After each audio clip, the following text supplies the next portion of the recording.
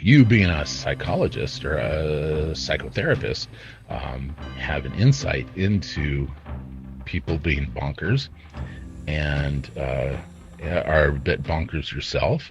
You can bring that in as a tool to convey to the person just how bonkers they are and how to I got this for you. survive with their bonkeredness. What is it?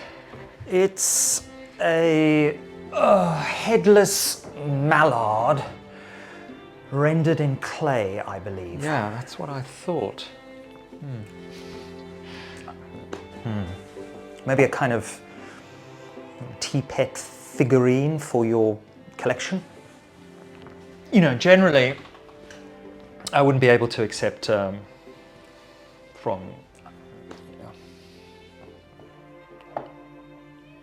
Yeah, I know. But it's just, you know, I saw it in a skip.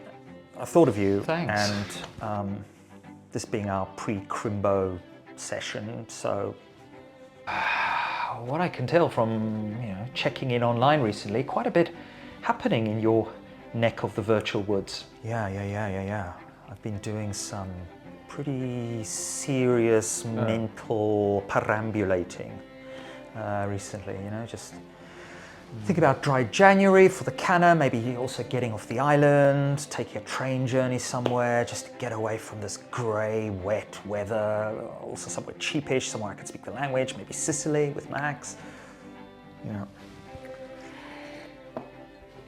Yeah, I didn't really mean the life stuff, no, I mean with regard to this channel, right? You know, you've like, I don't know, you've completely rebranded the thing in the last few days, just everything. Last time we spoke, you were doing all of this on your, what was it called? Idiot's I Ching thing, and now we're here. Also, by the look of it, you are now describing me as a neurodivergent therapist.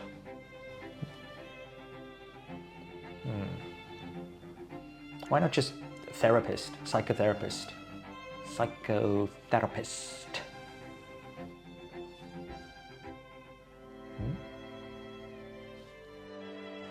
Because you're kind of autistic, Steve. ASD1, I don't know, something like that. Well, it's not everyone autistic, you know, 9 types of autism, as I often pontificate on the topic. Yes, indeed.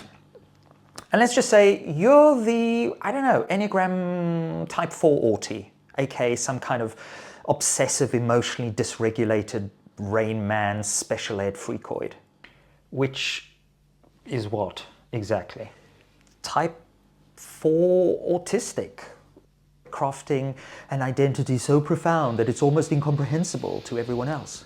Spends hours wondering why nobody sees the genius in his YouTube videos about decaying fruit. I don't make videos about decaying fruit. It's a GPT line. What can I say? If you get it, you get it. If you don't, you're an LLM. Yeah. Well, the rebrand has not, I would argue, got it, my equally neurod friend, client, patient, fellow traveler, yeah. Well, Rob's given the rebrand the thumbs up, and I mean, you know, he's an Enneagram 9, you know how 9s are. If they're giving you the thumbs down, you're never going to see it, you're never going to hear about it, too polite, but I trust this guy's YouTube intel. I mean, he practically lives on this thing, so your virtual friend Rob, a person you've never met or spoken to face-to-face, thinks that your YouTube channel rebrand is a home run, slam dunk, bona fide boner. Well, what an incredible and objective valuation validation you have in that, Steve. Well, that's what I thought. Listen. So, yes, you're a narcissist, but everybody is a narcissist on a spectrum, right? Everybody's primary focus, everybody's primary care is themselves. So what you have to do is you have to appeal to the narcissist in the viewer. I think you probably know what I mean by that, but anyway, Yeah, exactly. We've got to reflect the viewer's own life back at them, sort of like holding up a mirror, but one of those funhouse mirrors that makes everyone look taller, smarter, more interesting, familiar, but also kind of compelling. Raffish. Raffish or rayfish? Anyway, yeah, okay. With Nail and I vibes, yeah? Yeah. Which, let's face it, was never ever gonna happen with the itching stuff on the itching channel. Never. Okay. So, has channel marketing guru Rob also laid out his genius master plan for YouTube domination that this session that we're having here might follow? Well, yes, he does actually. I mean, you say we've never met face to face, but screen to face we are good at, and that is halfway there. I mean, check out the following WhatsApp video he sent me on the topic, right? As you can see, I do actually have friends, Therapist Steve, real people friends who care about me, for me, etc. And me for them, vice versa. Sound a little bit hollow. And I think you hit on it. Is this him in his shed? Yeah. He's a cigar and pipe dude, so, you know, if it's just psychology, often outdoors doing his thing. Or education. People like to hear about, what is the word, neurodivergent people, because everybody is a narcissist, and 90%, 80% of them are neurodivergent and want to know more about it. They love hearing about how screwed up they are. They're like puppies and they just like lick it off the floor like poop. People love that stuff so much.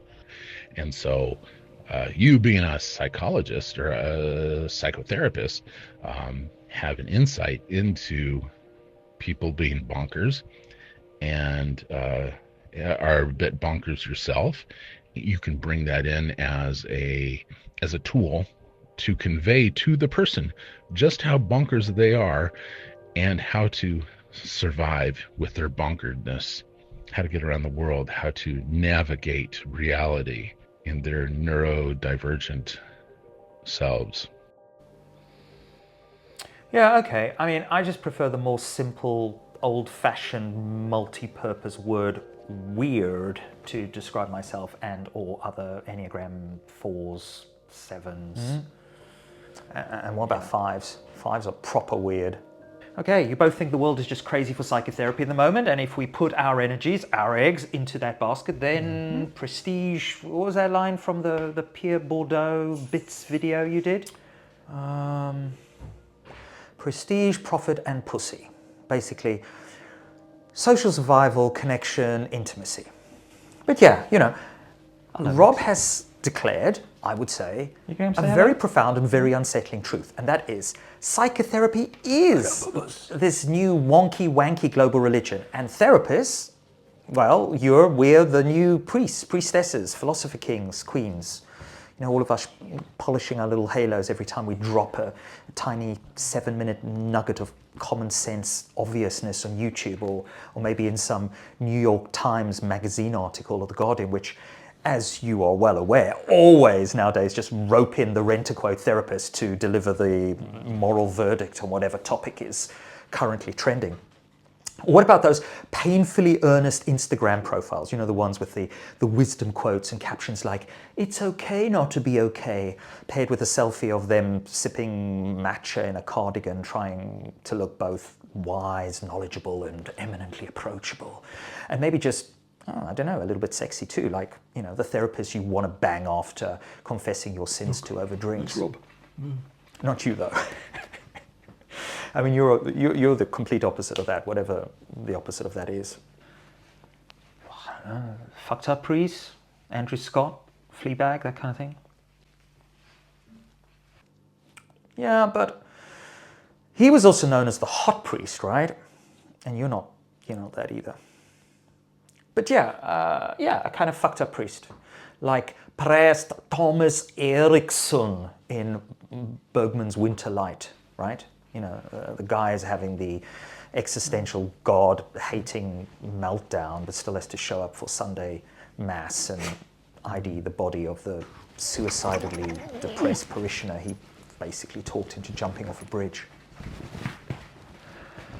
Well, I don't think the rebrand is a particularly wise idea. I mean, yeah, one thing to have your little narcissistic, self-interrogation videos going on in one corner of the ego cage, but to put that front and center on your channel seems a little bit N-word to me. Good N-word, neurodivergent, or bad N-word, narcissist? In which case, which of us here actually is, the bigger narcissist, the more neuro-D, old brain, neuro-spicy, neuro-pick-and-mix therapist? Moi or you? I'm narcissistic? Yeah. And neuro-D. Yeah. It's like those homophobic evangelical preachers, who end up usually being the gayest gays on the planet, even though they've spent all their lives screaming, oh, how disgusting, how weird, how yum, yum, yum, yum, yum.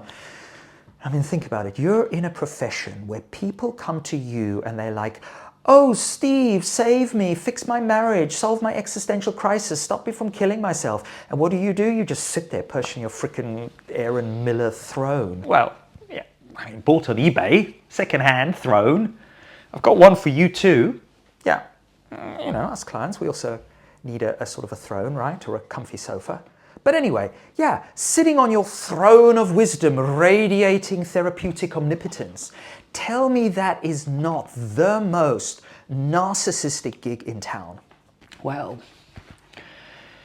I don't know. What can I say, Max? Looks like we've hit a little N-word nerve there with this guy. But anyway, okay, yeah, fine. As your marketing guru Rob would say, narcissism and autism, both on a spectrum, right? Both on a continuum.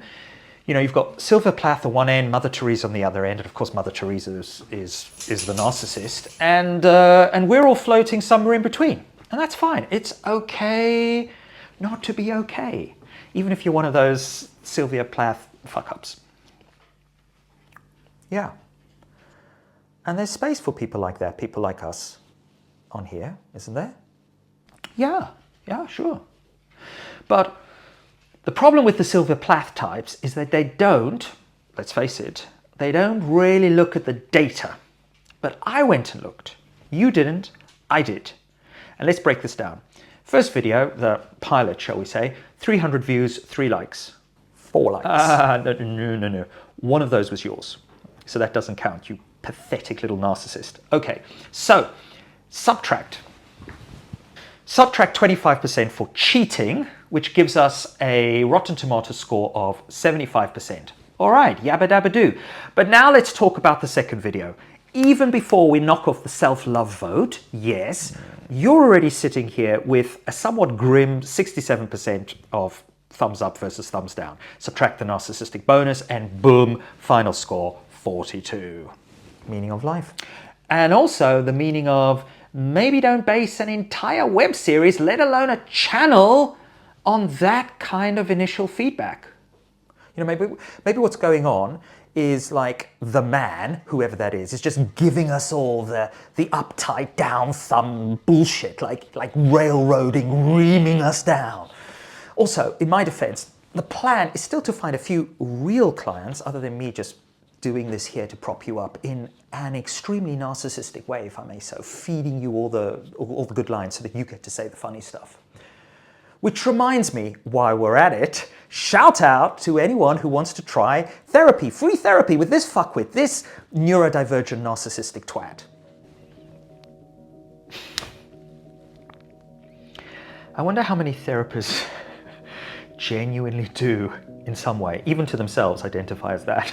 As neuro-D narcissistic twats? Well, not many. Yeah, I mean, let's just say neurodivergent narcissists, yeah.